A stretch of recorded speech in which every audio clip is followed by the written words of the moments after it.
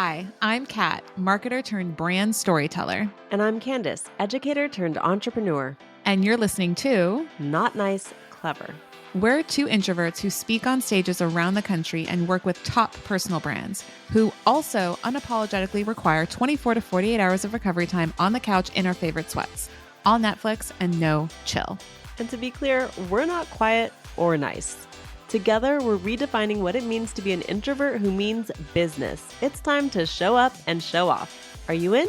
On today's episode of Not Nice Clever, we are pleased to introduce you to one of our favorite humans, an all-around incredible entrepreneur, the verbosely optimistic, as he likes to describe himself, and Chief Technology Officer at SERHANT the brokerage, Brian Coyne, heretofore known as Coyne. He is not just a tech superstar and incredibly knowledgeable in that space, but truly an expert in connecting with human beings, in cultivating empathy, and truly being able to find ways to see, hear, and understand the people around him, myself and Candace included. So without further ado, Coyne.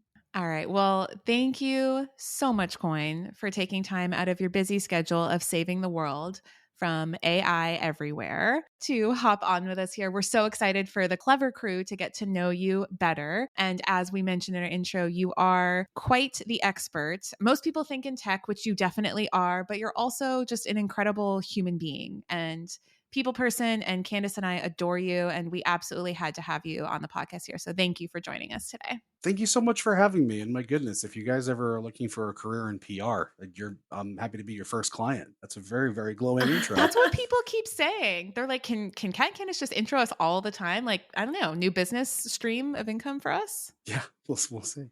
I just have to say that I first encountered Coyne via Slack because I needed help with probably something in my email that I was definitely getting wrong. And what I really appreciated about Coyne is him just not making me feel like I'm dumb or like it's the silliest question, even though I know he answers this question way too many times.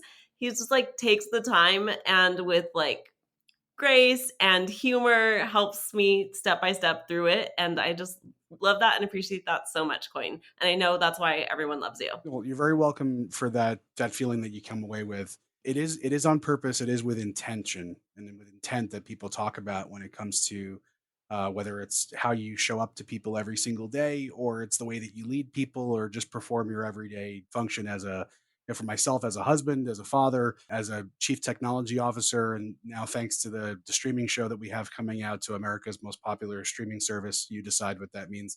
I get to joke around that I'm not actually a tech expert. I just play one on TV. Dreams realized. You can now retire, Coyne. Yeah, seriously. A coin in 24 frames per second. That's what they say. But yeah, no, I think that's a good place to kind of start because it does define a lot of where I come from in my general approach daily, not just to colleagues, not just to my family, but also to people that I meet sometimes in strangers out in the world and stuff like that, where patience to me is not a bucket that is either full or empty or even has levels. It's a state of mind, especially when people are coming to you for your expertise.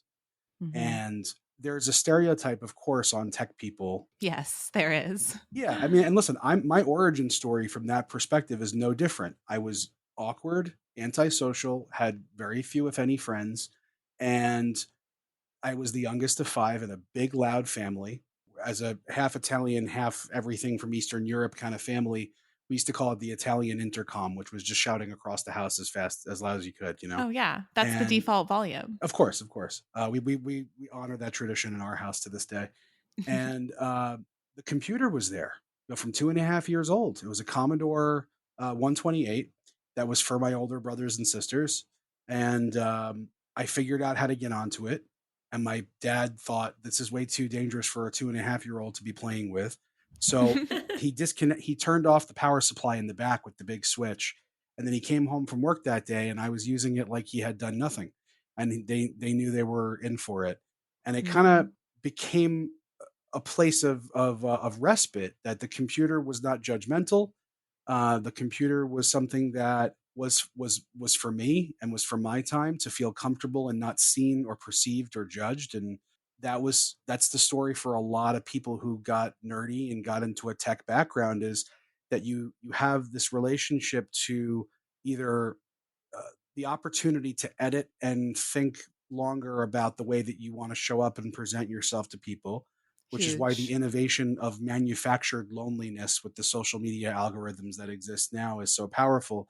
Is it all that was created by nerds and people with marketing degrees and consumer digital psychology degrees to tap into what a lot of those nerds were born from, which is solitude.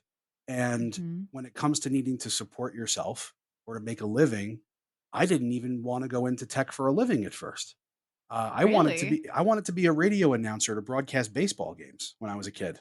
I see Oh, that I can too. totally see that. You'd be a great color commentator, You like know, just just a bit built-in Yep. outside, voice. like that. Yeah, I wanted to be that guy.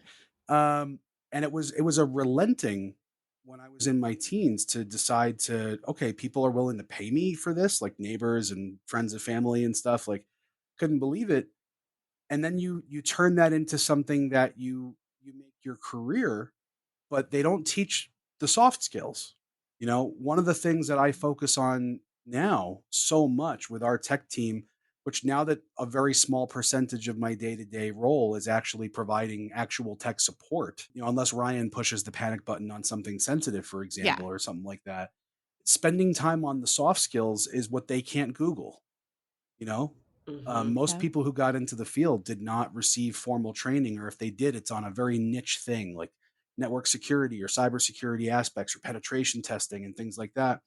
And I learned early on that I could be more useful to people if I created space for them to be vulnerable and ask for help and not Mhm. feel judged and not feel belittled, because it's an ecosystem. We're all a coral reef, like in Finding Nemo. We all have a role to perform so that the harmony is preserved.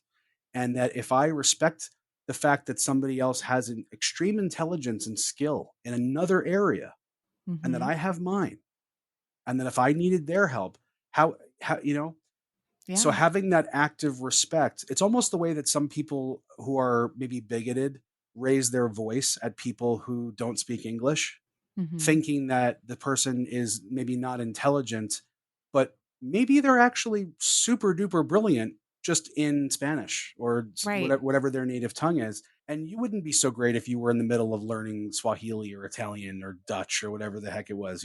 Good Lord, So no. talking about technology is its own language. People say like, "Oh, this is all Greek to me. This is all, Mandarin to me, whatever." Technology is its own language, just like your vocations and avocations are their own language. And that the Mhm. common communication among everything, obviously nerds watching this will say it's math. Mathematics is the universal language. But to me, empathy and just trying to put yourself in the shoes of the situation of, Mm. Candace, to use your example, you were struggling with something and were looking for more information. That is the most innocent thing in the world. You're just looking to learn and you're looking to get past a hurdle to be able to perform what you want to perform. Resent you for that? I'm just so surprised that's a default state for a lot of people, and we make sure to hire and to validate the people that we're going to bring onto our teams from the standpoint of what's their customer service mindset. And if we notice that there is any element of frustration, that's when we'll check in and we'll remind them that um, these are not just our customers or not just your customers. In Mhm. tech, they're frequently referred to as users, which, by the way, fun fact, the only two industries that actually refer to their customers as users are drug dealers and technology companies. Um, Just casual yeah. comparison Well, there. we're all addicted to it, so why not? Mainline that Instagram feed. But yeah, it's an active respect, and I understand kind of that solitude being transformed into a way to need to support yourself is kind of why that's abundantly common in the multi-hundred-billion-dollar tech support community. I just that I mean, so much. There's just so I know, I don't know where to I start. so I'll start like with you talking about your origin and how you got into it, because like we've had the pleasure and honor of working alongside you for over 2 years now, and I had never yet heard that story. And I was thinking back to how Candace and I got into our careers and our spaces, and I started in marketing before I niched down into branding. And even before that, I realized people would pay me to write for them. Like I started as a copywriter, even more elementary than marketing. And my love of that and my practice, my 10,000 hours, came from the fact that writing was a form of therapy for me, with how I would process loss and tragedy and my emotions. It was Like a catharsis for you. it was, and I can do it. I could do it by myself. I didn't need anybody else. Like pen and paper, pencil and paper, and then eventually my first laptop, which was a gateway. I was a PC person once upon a time, Coyne. We all were. We all We were once upon a we time. all were. But it's just, you're right. Like, finding a way to bring solace to yourself, and then also realizing that you're bettering yourself and you're paving the way for a future career to be able to help other people. I don't think it's a coincidence that the root of the word solitude is soul, like we have with solace and solitude kind of come from a similar etymology. Yeah. My mom, who taught English for 40 years in a very rough neighborhood, and it's actually where my brother came from. My Mm-hmm. brother was a 13-year-old eighth grade student of my mom's that she just came home with one day and said, "This is Brian. He's going to come live with us." When I was 4 years old, which is when I first transitioned away from the name Ryan to start using nicknames in my last name, was she would point out to me, she's like, "Hey, stop and think about that for a second. What's the relationship between those words? Why do restaurants call it hospitality? Why do hotels call it hospitality? Because hospitals are designed to nourish and care for people, Mm-hmm. Mm. ideally." So, You know me in hospitality. We go way back. I absolutely love that analogy and comparison. yeah, yeah. So, Coyne, what I would like to dive deeper into is because I've heard your story about how you first met Ryan, and now many years later are the CTO of SERHANT. Like that story is just incredible. I'd love it if you can talk about that a little bit, so our clever crew can see that by solving a problem for someone over and over again and being in front of them, there's lots of opportunities can come from that. So I'd love for you to talk a little bit about that. And then the other thing that I really want to talk about on this podcast today, before I forget, I have to drop it here, is that that you have really developed your own brand, even within a brand. Mm-hmm. And I hear so often, Kat and I hear so often that like, well, I don't need a brand. I work for Ryan, right? But you have a brand and it's obvious, it stands out, it's memorable. We love it. The energy of the brand is so unique and special. And so I'd like to talk about both of those things if we can Yeah, today. one actually plays into the other really well. So thank you for setting that up, because it does kind of express it well. Um, there are two sides of the coin, so to speak. And when I was 19 years Pun. We old, need a sound effect for We're things gonna like add that. pun master to the intro here. it's The all intro. it's all pun and games There we go. until someone loses their internet connection. So sure enough, I was like 18, 19 years old and starting to grow my tech consultancy while going to school after high school. And there was a big box computer electronics store in Westbury in Nassau County called Micro Center. They only have like 40 locations around the US. It's not as big and sprawling as like a Best Buy type of place, but it's the size of a Best Buy type of place. And I was going there a lot to pick stuff up, either for myself and just browsing, or picking things up for clients and things like that. And they had they have an online order pickup counter. So I would try to be in and out as quick as possible, but it would take Yes. 30 minutes after you place an online order for it to be ready at the counter. And I remember one day, the first time that it ever happened, that I had time to kill. So I was just wandering around, being outgoing and offering assistance, because I enjoy providing people with guidance and assistance with the things that they're looking to figure out with technology.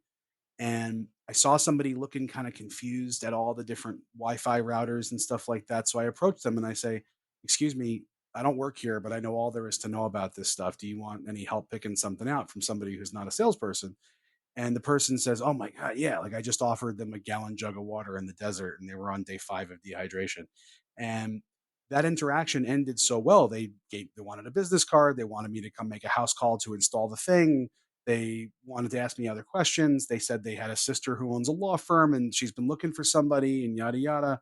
And I wasn't really doing businesses yet, because it's really hard to get people to trust a kid with Yeah. all the decisions of their business. Usually it was residential or high end residential. And the salesperson on the floor in the section came over to me after and he said, "Hey, I kind of overheard what just happened, and you just stole a sale from me. I said, what do you mean? He says, well, we don't get paid unless we get to put one of our commission stickers on the box for whatever we help somebody pick out. And they know to scan that at the register. And I was like, oh, I'm so sorry.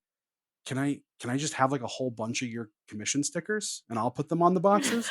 And the guy was like, yeah. He was like, he looked at me like I had three heads. And so from that point on, every minute that I had available, I was there. If I wasn't doing something else that was technically more important. And sometimes I'd even just order something online from the parking lot, knowing I had 30 minutes before somebody told me I had no right to be in the store. And I built my book of business that way. One of the gentlemen who walked in was looking, he owned a jewelry store, and I helped him pick out some hard drives for his like security system. He invites me back to his house to look at some stuff. There's a realtor sitting at his living room table putting his house on the market, and Mm. she had just gotten into the business. She became a client of mine from that interaction. 7 years later, she's so successful, she introduces me to somebody else, and that person introduced me to Ryan about 10 years ago. And when I tell real estate agents that story, that I networked my way to this job, and Mhm. that Mhm. by being available, solution oriented, and keeping my main like excited, curious, and helpful kind of vibe always, Yeah.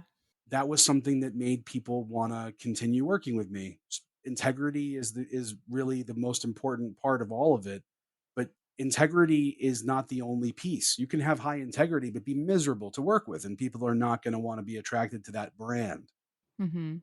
Somewhere along the way, I actually found the original email, and I'm going to make it a surprise for everybody.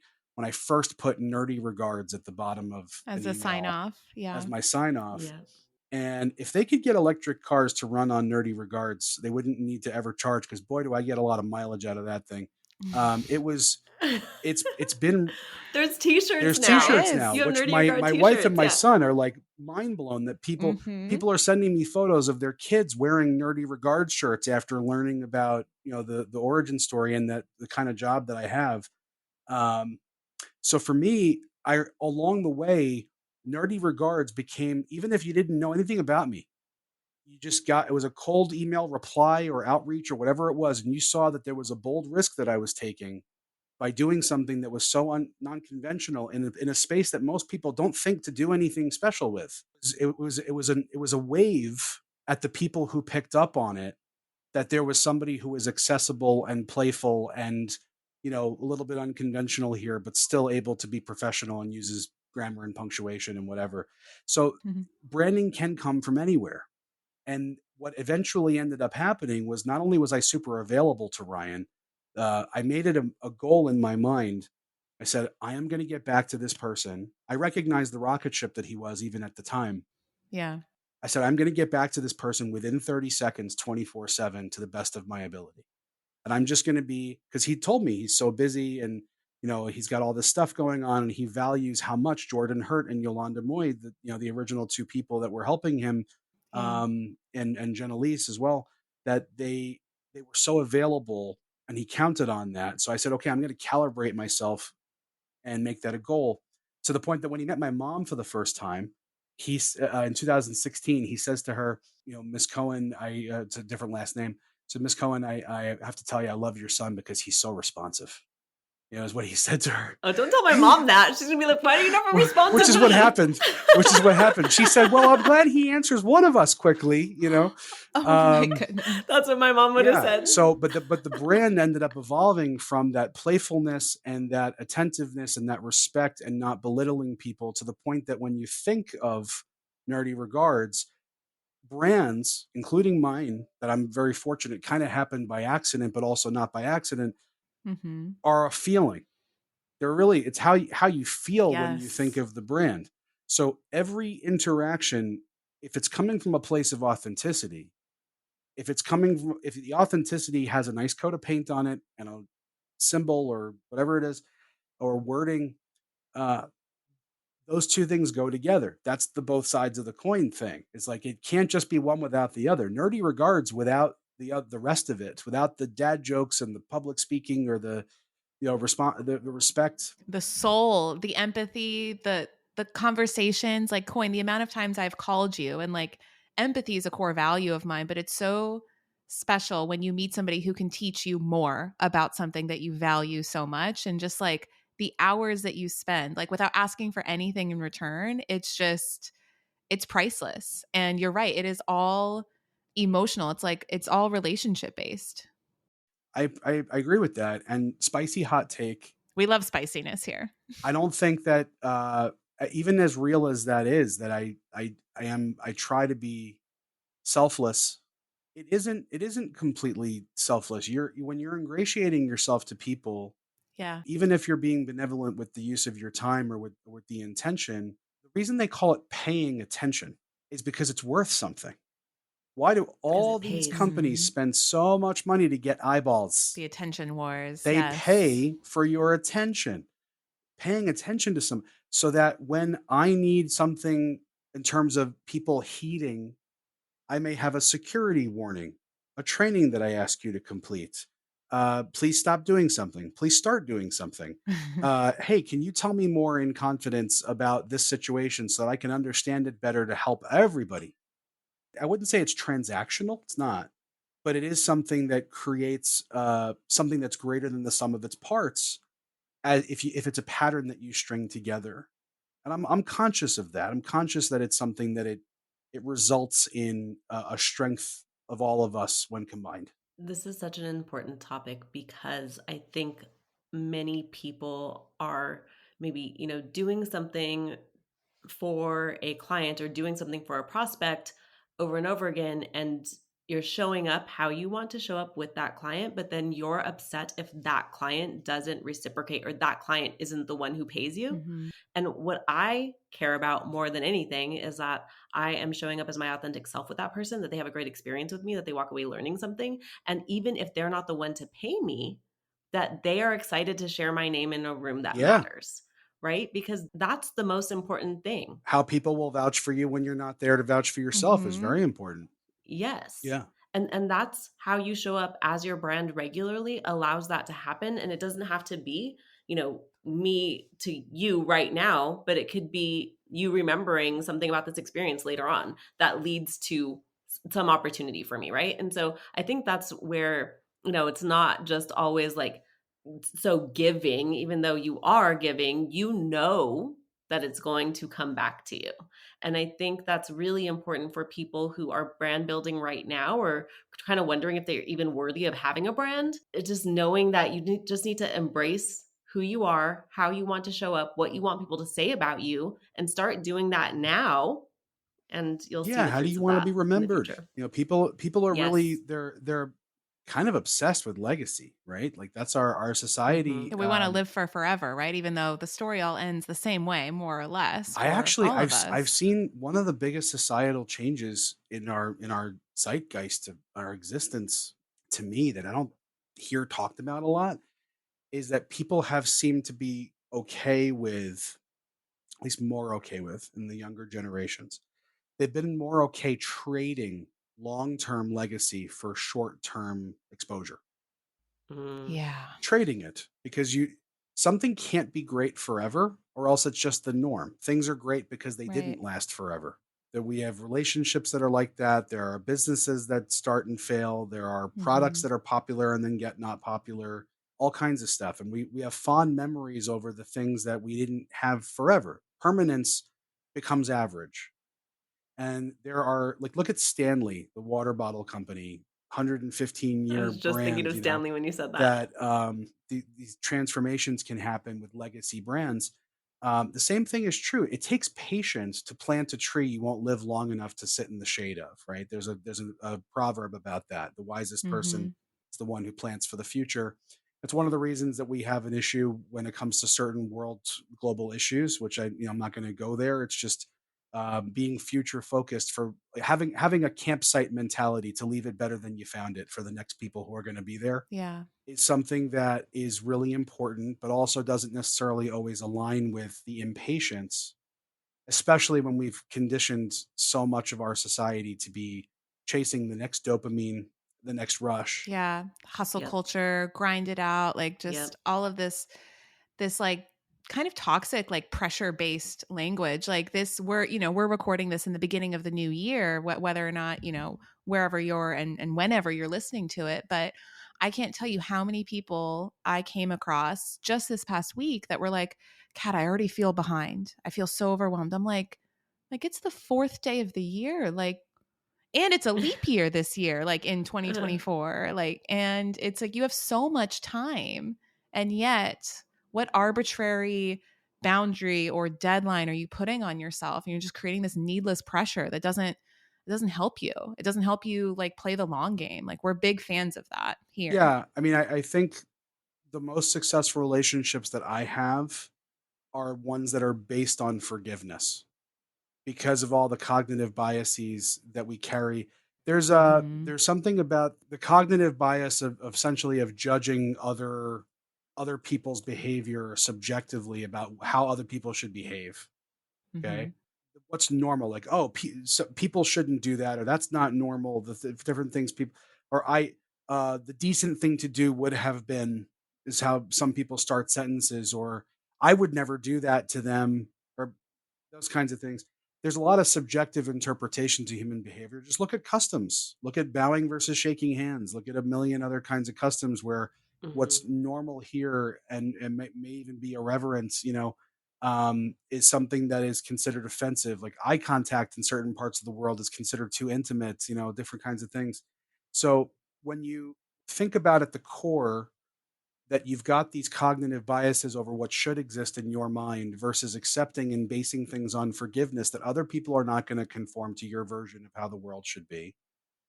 Now, obviously, there are laws. Obviously, there are things that There are guide extend. Yeah, rails. absolutely. There's illegality and there's immorality that we need to have social agreement on certain things. Absolutely. But when it comes to customary social norms or even the way that somebody uses words, 1.3 or 1.4 million words in the English language. Are you angry or are you pissed? Are you fucking furious? Are you absolutely just like, but we use very few versions of like love gets tossed around, kind of like, oh my God, I love this. Oh my God, I love you. Thank you so much for doing that. That lost some impact. We tend to place on other people these expectations. And we tend to have our own rules and we have rules for other people, like Larry David Curb Your Enthusiasm style, like, no, this is what actually should be the case. So for my own marriage, my own business relationships, my colleagues and stuff, and going back to that active respect and the empathy to treat other people, you have to start from a place of just forgiving that people are not under your puppetry control. Mhm. And that if they see Mhm. the world differently from either a different perspective or a different worldview or different traumas that usually define our defense mechanisms and our cages around our hearts, our minds, Huge. or otherwise. Things that we're not even consciously aware of. Yeah. And you might notice it, but to assume that the other person knows everything is Oh, about themselves, it's just, yeah, yeah. I mean, some there's grace. also a lot of people who don't like to learn lessons from things. One of my favorite phrases is the pain will leave when it is finished teaching you. Some things should hurt. Some things should scar. Some things should be a monument. There should be a like a statue in the honor of what happened to you and not fully ever get over certain things. And there's other stuff that we make into a bigger deal than it actually should be. You know, the, There's both it's sides of the coin, exactly right. as one Exactly right. would Mhm. say.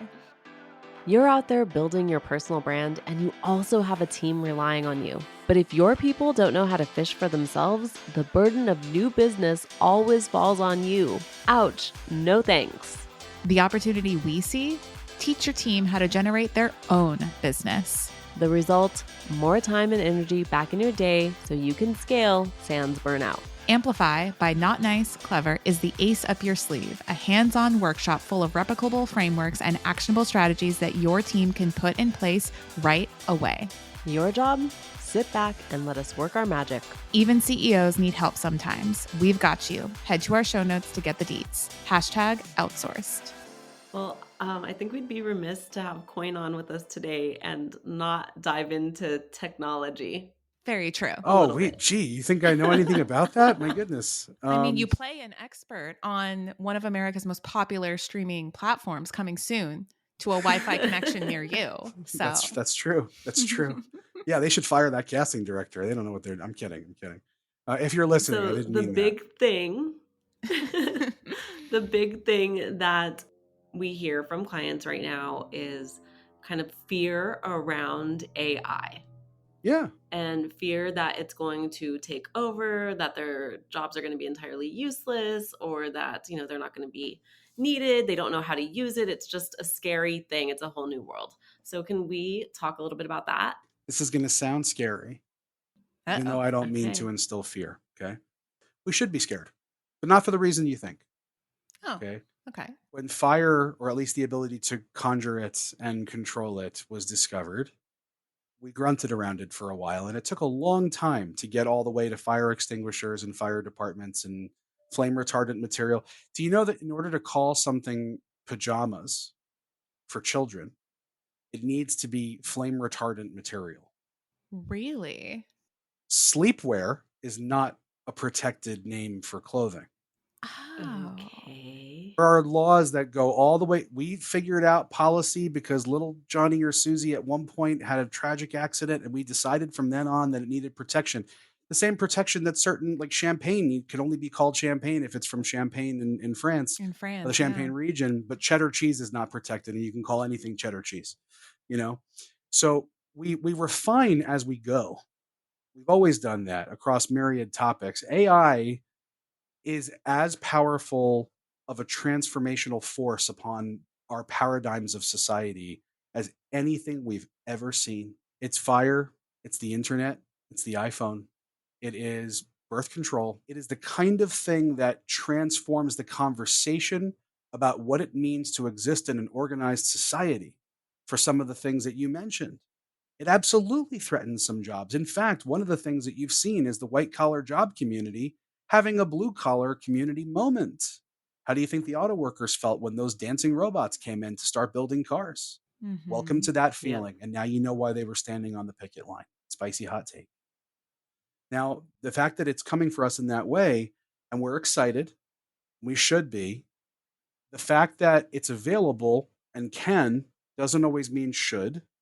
The fact that we've seen evidence in the past of how lawmakers and policymakers struggle to understand the internet or algorithms or different kinds of social apps in certain ways, and were slow to regulate consumer drones. They were slow to regulate cryptocurrency, and still are.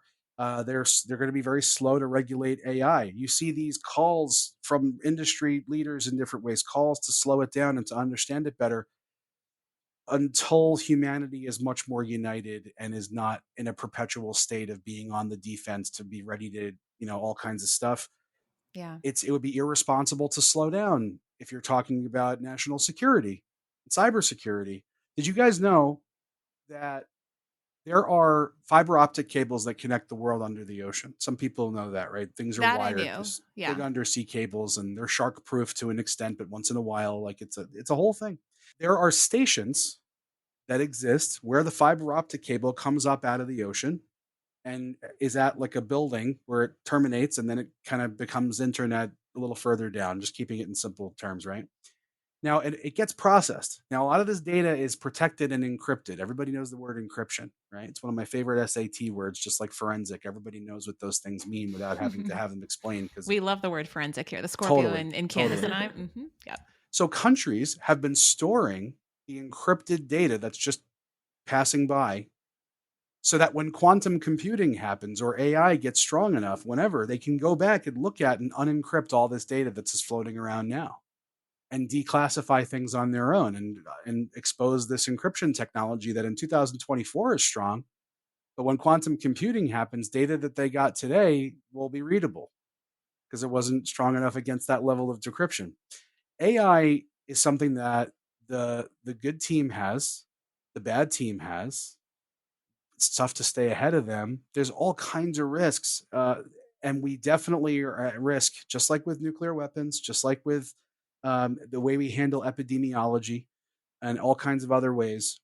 That AI is an existential threat to humanity in certain aspects, and it requires responsibility.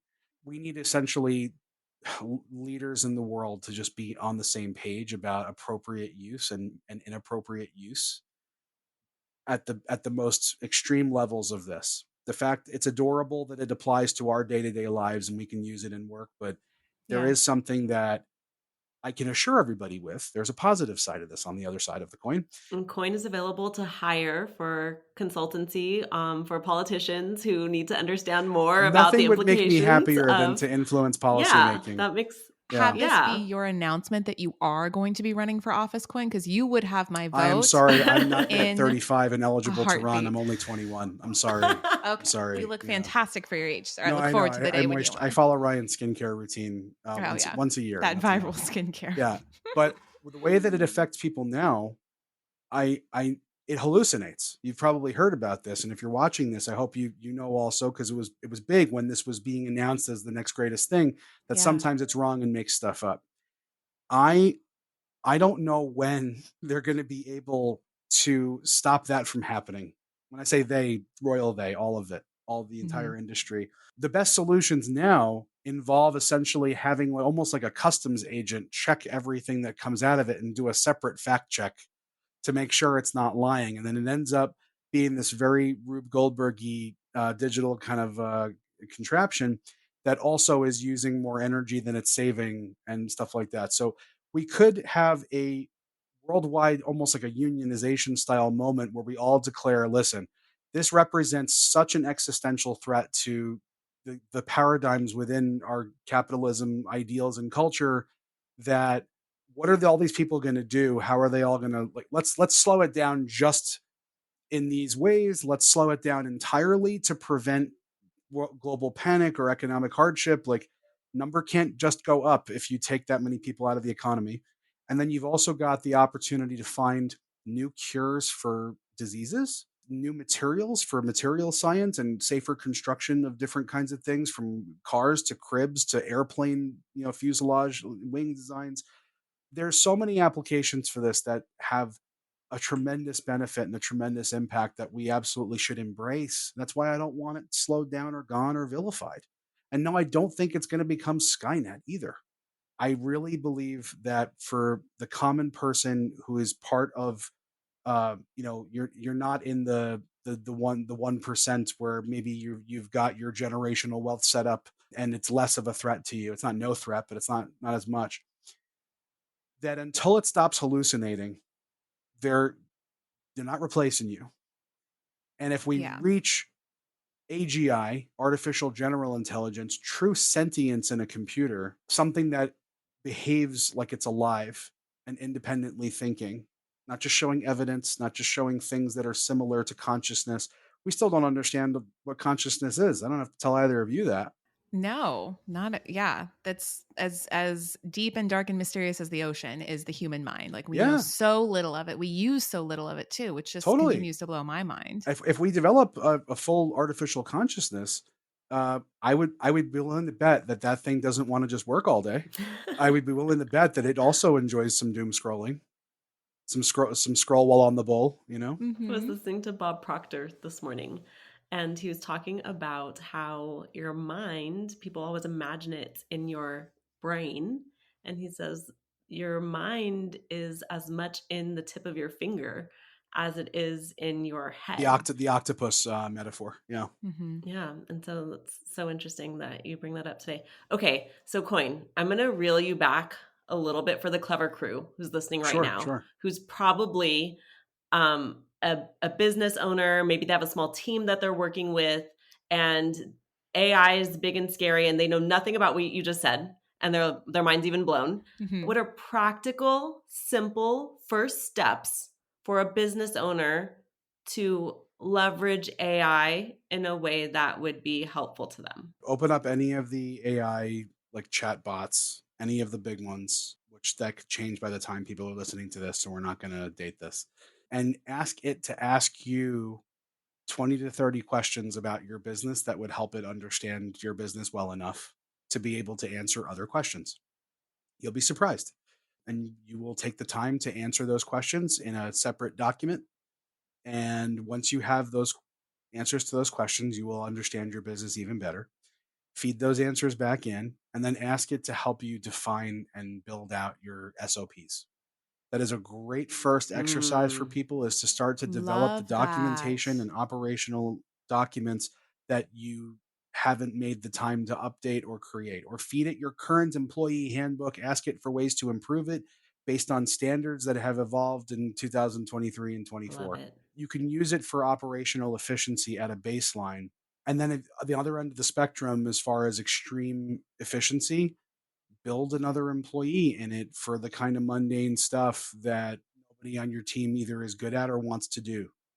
There are ways that you can take that information about your business to give it enough context that you ask it, okay, you know what, your new job is as our digital marketing director or whatever it is.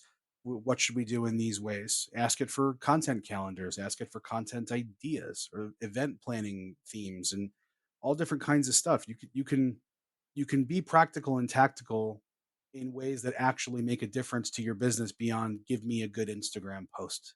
There's like table stakes stuff that I Yes. see a lot of people doing that's just like, yeah, of course. Yeah. And the analogy that I would ask the clever crew to think about between something like using a web search tool, which of course the proprietary eponym in the space is to Google something. Googling something is like going to a library. Okay. And using a large language model or a chat bot is like asking the smartest person you ever met in your life a direct question for a direct answer.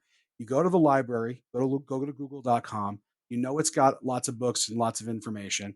So you tell it what you're kind of looking for, and it shows you which section of the library to go find that book that contains the information. It shows you the 10 best books to look in for that information. And you open that book and you have to thumb through and you hope that the answer is only a few pages in and not on page 287, you know? And even then it's up to the library to decide which books it carries, Mhm. right? Like Hmm. they have to stock what's available, just like Google is indexing and optimizing for the search engine and how many people are gaming the search results. So when you're talking to a chatbot and you're talking and asking direct questions and getting direct answers from the smartest person who ever lived, now imagine that that person is somebody who you're close with who already knows about you, just like, oh, I don't know, maybe one of your best friends or a parental figure in your life or whatever it was, or a mentor that has the benefit of context and hindsight and all this information about you as a person. That if you ask it, like, what do you think I should do with my life? Well, that's a pretty broad question for a stranger, you know? Yeah. But if the person knows you and say, I don't know, I think you'd be really good at, that's the difference between using a chatbot and using a web search tool, is the personalization to your business, to you as a human, that you're asking these things in context with the information that you're giving it, and that it only gets better at making these recommendations. Just bear in mind that at least right now, if you ask it what the largest state in the US is, it's going to tell you Texas and not Alaska most of the time, even though Alaska is the answer. So, factual, like number based answers or empirical data, grain of salt, make sure you verify. But as far as Hmm. creativity and development of things like process documents and things like that, yeah, it does a great job for business for so many of those purposes. But understand the difference is a big one. Mhm. I love that analogy. I think it's super helpful. And I'm literally just even thinking to myself, Candace, maybe we do that for Not Nice Clever. We're like, we give it the context, we ask the questions. Like, it's always a good time to reflect back and audit, right? And never Mhm. assume that you know anything, and leverage AI and all the amazing things that it has to offer. And then, wonder if and when it will stop hallucinating. So I remember the first time that I read about that, I was like, technology can hallucinate? Like if it learns from one another. And I was reading It's about just a that. I was like, word. holy cow. You know, Yeah. Yeah. it's a fancy euphemism for computers make shit up when they're not sure. It's like it's only when you're interrogating somebody who really doesn't know the location of the secret hideout and they just get tell you anything because you're torturing them. Ah, The yeah. computer is programmed to give you an answer. If there isn't one, it will still give you an answer. Facebook, before they renamed themselves to Meta, they actually had an experiment going on where they had 12 AI personalities communicating like in a bucket, so to speak, in a server with each other, and just watching the interaction between these bots communicating. And one day, two of the AI personalities started speaking something that wasn't English because they decided that English was an inefficient means of communication. And the researchers in charge of the experiment lost the ability to know what the computers were saying to each other because they developed their own coded language, just like you might with your best friend. And they forgot to program in that one of the rules was to speak English because they took it for granted. And that's something that we do in our Mm. day-to-day life is we take it for granted. Kat, would you mind, since you're going to get coffee, can you get me one too? That'd be great. Thank you so much. And I say 3 creams, 2 Splendas, whatever it is. You come back, they didn't have Splenda, they had Equal. And I say, oh my goodness, I'm actually allergic to Equal. Like next time, get me sugar in the raw. I can't drink this. Now, for Right. next time, you've got the benefit of that additional context Context. Yeah. because you've learned from an example that we went through in an exercise. That's how humanity works, and all this stuff is created by humans. We're Mhm. super screwed if the technology starts creating itself, which we have ways right now, so we believe, to prevent that from happening. And in the future, it's completely possible that we'll be relying on Isaac Asimov's laws of robotics. It's possible. I don't know. I hope I live long enough to be able to influence some of the policy making around that. But yeah. Right. What an interesting time. Okay. Maybe if you're not going to run for office, you'll at least be Oh, it's in a a big cabinet. It'd be a so tight that squeeze. you will be able to. Oh my I gosh. knew that was coming. I love your dad jokes, Coyne. All right. We've gotten to the point in our time today for rapid fire. So, rapid fire, first thing that comes to mind, real quick answers. Are you ready, Coyne? Yes. Okay, perfect. All right. What was one of your childhood nicknames? You can't say Coyne. Doc. Doc. Oh, Doc. Yeah. interesting. Okay. Yeah. Instead of professor. Yeah. Love it. What is your go-to lazy dinner when you've just had a day putting out all the tech fires? Jasmine rice with tikka masala chicken. Ooh, that Ooh, does not feel like lazy dinner. not at Maybe it all. is. But we love it. Okay. This is a very important one. Takis or hot Cheetos? Hot Cheetos. Excellent. Ooh. What is the best non-curse word, one word insult? Scumbag. Oh, that's a good one. I love that. Yeah. Called a few of those in my day in high school. All right. She dated a Don't few of ask my them. ex-girlfriends if they would ever have called me that. But yes. I'm like, that came from context. That came from context. All right. What makes you nervous?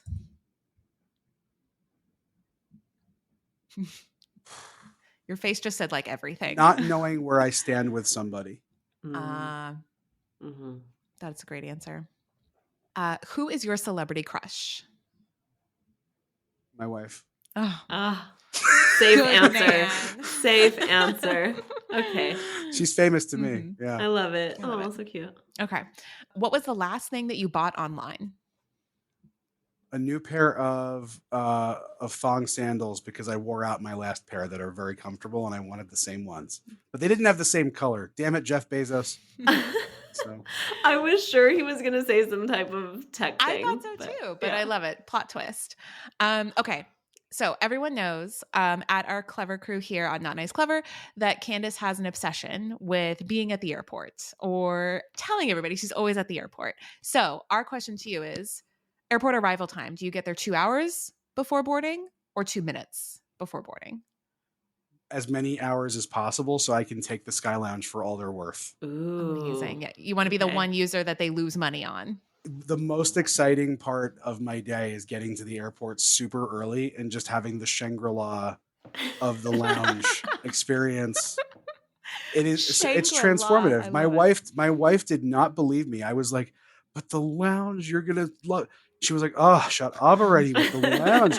And then we were on a family trip finally up to see my some family up in New York, and so I could also visit the office, of course. And she was like, yeah, this is actually really great. Are you like the person that like showers in the lounge and does all of it? Like, you know what? I in the sink I did it once, and they asked me to stop and said, "Sir, you're in a Wendy's. You need to stop what you're doing." No, I haven't used that one. I was tempted in Atlanta once, but okay. I still can't get over that mental block of like, I don't Showering know. I in could an shower airport. at the gym, but I can't yet shower at the airport. It's I don't just know a little, why. yeah. No, I'm the same way. Like I made an intention. International Fungus is a great name for a band, but it's not a great thing for my feet. No. Oh my gosh. Okay. Last rapid fire question. You already know this about me, but I am a huge nerd. I love comic books. I love Marvel. So if you were, I mean, you already are a superhero, but if you were a comic book superhero, what would you want your superpower to be? You know, I'm going to give you I know this is supposed to be a fast answer. Okay. My whole young life, I wanted it to be telepathy until I realized the dangerous power of knowing what other people think at all times is actually one of the most psychologically unhealthy things you could possibly do to yourself. It's okay to have some mystery, and it's okay to, again, based on forgiveness, just be okay with the fact that you don't need every single thought out of people's brains. Um, if I had to choose, I would probably pick Colossus from X-Men, who was incredibly strong and could turn his skin to steel. Because there's something about that as both a literality and a metaphor that I really enjoy, to be able to defend others and to be able to give strength, to exert strength, and to be able to have a thick skin because you need that. Yeah, I love it. Great answers.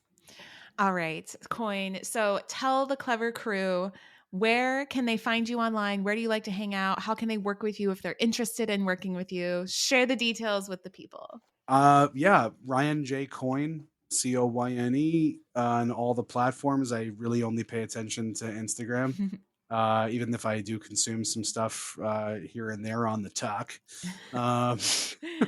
I'm not giving out my Reddit username on a public forum. They'll have to go to the web search to find that. Yeah, exactly. Oh, nice. I caught that. But yeah, I think as far as ways to work together, keep an eye out for all the things that SERHANT is doing. This is just as much my baby as it is Ryan's and Jen's and everybody else's. We have really exciting stuff coming out, both a show that's coming to the best streaming network in the country very soon that I'm very fortunate to appear in. We also have some really fun apps and tools that'll be coming out to the public at some point. And make sure to check out our Sell It community, where we make sure that all the things that make us special are things that people can participate in and also benefit from directly by way that we share our wisdom and our learnings and our teachings of SERHANT. But yeah, getting involved in working with us and our great agents and our different divisions is the best way to work with me. Thank you so much for today, Coyne. Thanks so much. Thank you both so much, Kat and Candace. I really appreciated you having me. Thanks for joining us on Not Nice, Clever. Remember to follow our podcast wherever you listen to audio. And if you found today's episode valuable, please share it with your friends. No gatekeeping here. Remember, we love to see our Clever crew grow. Signing off, you're not so nice, but oh so clever besties that mean business. See you soon.